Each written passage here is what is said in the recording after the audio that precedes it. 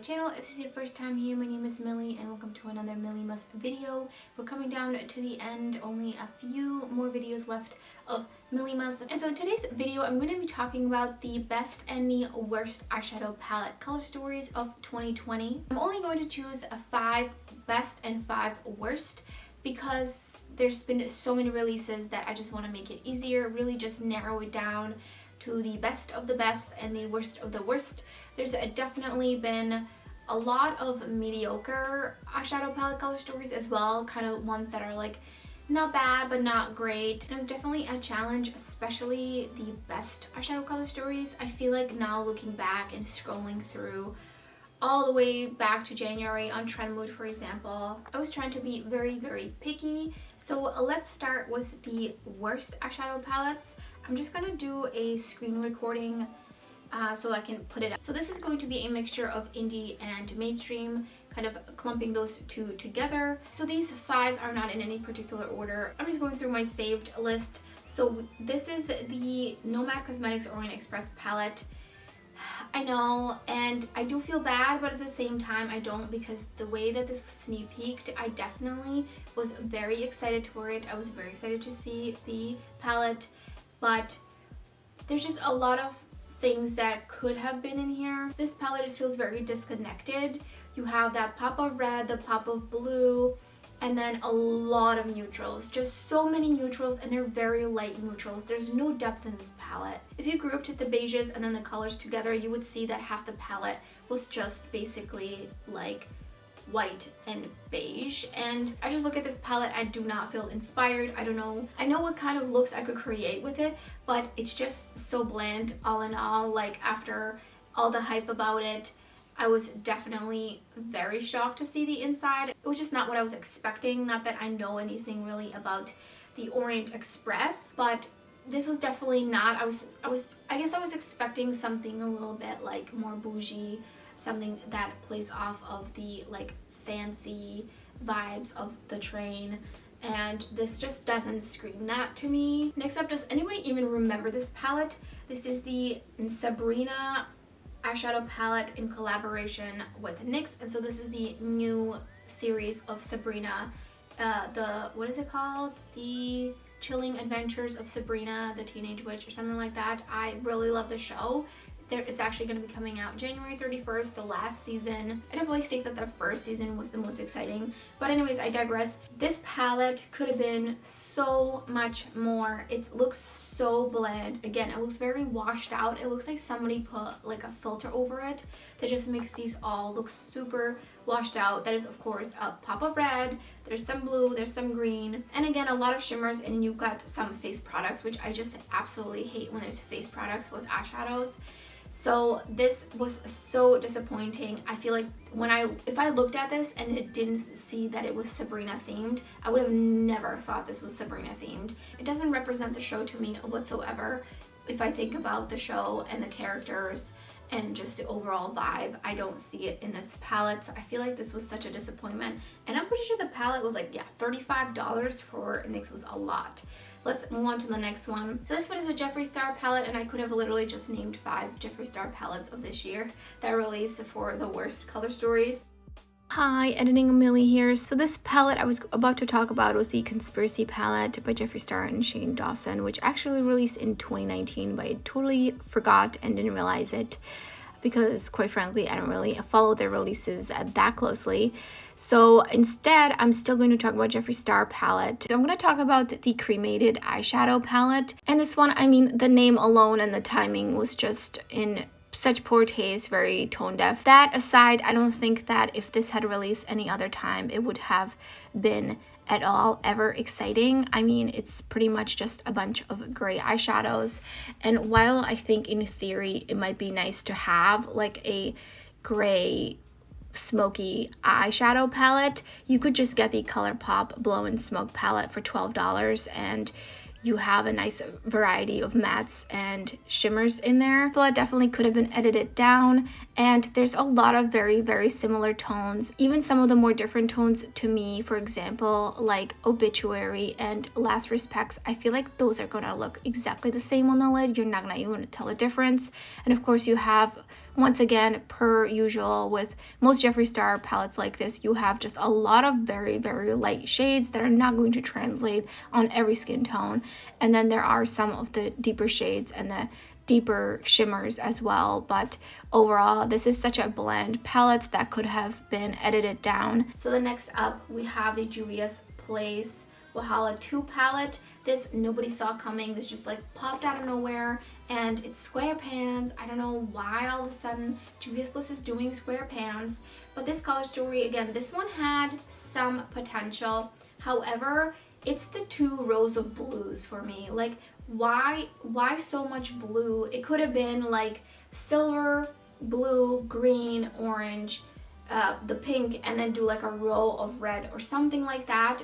We don't need that many blues. And there's 5 shimmery blues that all look the same. The mattes are very similar. Fury and Dream, I think Dream is a little bit deeper, but still, it's such a bummer. I think if one of the blue rows was gone, I would have been more likely to purchase it, but it's just such a turn off. And of course, there's like 4 glitters in this palette, which, why do we keep doing that? Especially Juvia's Place, they seem to be making that their thing, where they always put glitters in there. There was a multi-chrome in here. The shade Fake was a multi-chrome, which was the only thing that kind of piqued my interest, because Juvia's Place didn't even advertise it, which I feel like they should have released the palette and be like, look, there's a multi-chrome in this palette. Like, that's a big deal. So overall, I was tempted at some point when this was on sale just to see how it is, but I'm not really a huge Juvia's Place formula fan. So either way, I wasn't going to risk not liking it. The shimmers, I'm sure, are gorgeous. This color story just has so much repetition. Next up is the Glamlight Ice Cream palette. Again, this was super hyped up. I was expecting some beautiful pastel color story with some gorgeous Glamlight formula, mattes and shimmers and just sparkly eyeshadows and beautiful pastel tones.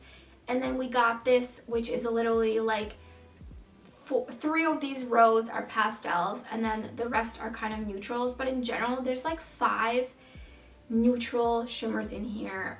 Why would you put that? How does that to me doesn't say ice cream. Is like all these neutrals, maybe 1 neutral shade, but to have that many alone just wasn't worth the price tag for me. It just really lowered my impression of this palette. It could have been so much more. I do kind of like that there was a darker red shade in there for maybe deepening up some of the lighter shades, but I could have definitely done without at least the first 2 or 3 rows of this palette. I just feel like this palette could have been so much more. I would have loved to seen this just curated a little bit more and narrowed down to just a maybe less shadows but more pastels.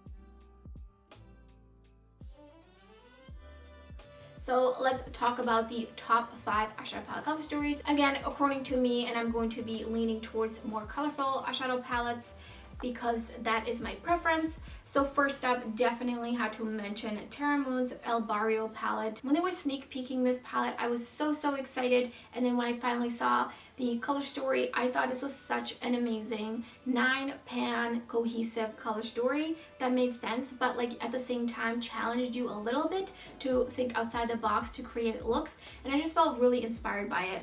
I did receive this palette in PR, and I did a live stream where I did 2 looks with it, and then I also did an IG Reels with it. I think this might be like one of my top 10 favorite eyeshadow color stories of all time. Like, I just love this. Next up, let's just keep on the theme of indie brands, because indie brands, let's be honest, just kill it, especially when it comes to eyeshadows. So next up is the Pastel Pop palette from Menagerie Cosmetics.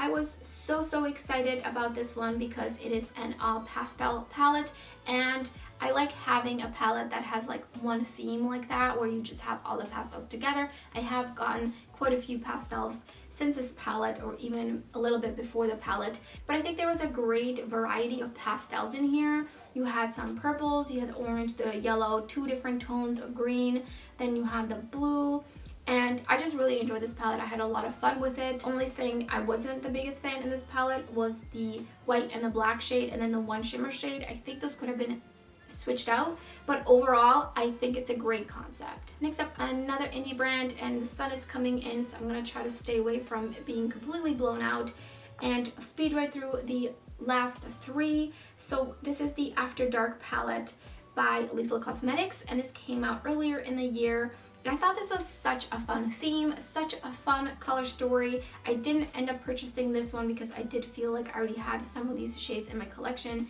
in other eyeshadow singles or palettes, but I love this color story. I love that there's the like light purple and then the blue and then the deep burgundy and then the shimmers are stunning. I just love this. I think this was very different for Lethal Cosmetics as well, just in general. It kind of stood out for me in 2020. Next up is the most recent release, and that is the ColourPop and Raw Beauty Kristi collab. I have this palette. I love this color story. I don't know what else to say. It's a beautiful grungy dream. It's very fall. It's very even a winter. You could pretty much use this palette any time of the year, but I just love that there's so many deep matte shades for deepening up because that is my preference. I love the tones. I think these are some beautiful tones and the way that they work together. I love the looks that I created with this palette. You have two shimmers, but mostly mattes. There's one sequin, which I didn't love, but honestly, the sequin shades, the glittery stuff just blends away, so it's not a big deal. I really enjoy this palette, and I love the color story the moment it came out, and the theme of it, and just everything behind this palette I thought was so great. So lastly, I'm going to clump these two together. I'm going to be kind of cheating, and these are the BH Cosmetics Sweet Shop palettes. Editing Millie here. Once again, I was going to talk about and totally cheat and mention the BH Cosmetics Sweet Shop palettes, just a couple of them and their color stories. But I totally forgot about the Book of Magic by Beauty Bay, which I think deserves to be mentioned more than those. So instead, I'm going to talk about this palette, and the BH Cosmetics are like an honorable mention. So the Book of Magic palette is just absolutely stunning. The first photo I saw, it looked a little bit washed out, but the more I saw actual photos of the real palette from people who bought the palette, I just absolutely fell in love. The shimmers look so nice. I love the balance between the blues, and then we have some purples and some neutrals. I think this is such a stunning color story, and it really truly to me reflects what I think of when I think of magic. And this is the color story I was actually expecting from Lunar Beauty with their Moonspell palette. I think this is what I was imagining it would be, and Beauty Bay did it better. Beauty Bay did just do a great job with this palette, and I did end up getting it, but this is such a beautiful color story. It might actually be my most favorite color story of 2020, honestly, but that's also because I am a sucker for blue and purple, especially together. Just such a stunning combination. I absolutely love this color story. So those are the best and worst eyeshadow color stories of 2020. In my personal opinion, of course, I have different preferences. Let me know in the comments below what you think are the best and the worst color stories of 2020, and if you agree with me, if you disagree. And if you enjoyed the video, don't forget to give it a thumbs up. If you're new to my channel, I would love it if you subscribed. Thank you so much for watching, and I hope to see you next time.